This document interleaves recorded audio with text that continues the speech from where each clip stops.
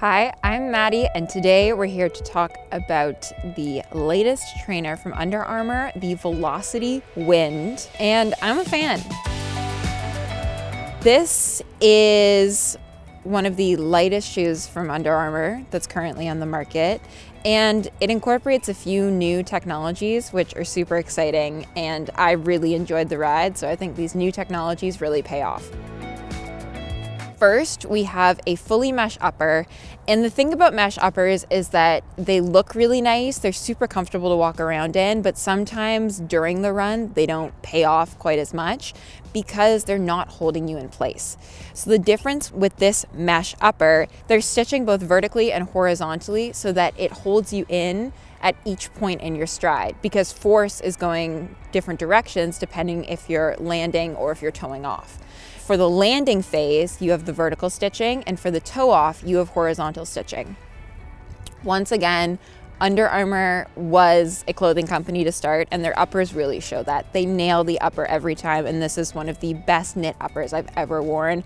I have a pretty narrow foot, so I tend to slip, usually out of a knit upper, but with this shoe, I felt really stable. I had no hot spots, and on first wear, I just found the shoe crazy comfortable. When it comes to the midsole, this is the Flow midsole, and this is also new. So Flow is designed to be very lightweight and very responsive. I found both of those things to be true.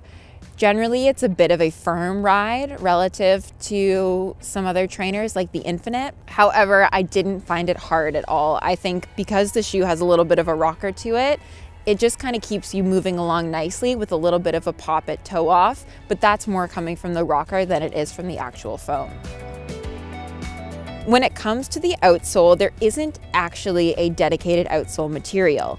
So think of like the original Nike Free, for example. This is sort of a similar vibe on the outsole because it's just a pattern, like traction, etched into the actual midsole material, as opposed to a blown rubber, for example, that's overlaid on the midsole. I put this outsole to the test because I was curious to see if it would hold up, and I ran on some packed snow, I ran on some gravel, I ran on some roads with even a little bit of ice. This shoe performed really well. It is by no means a winter running shoe.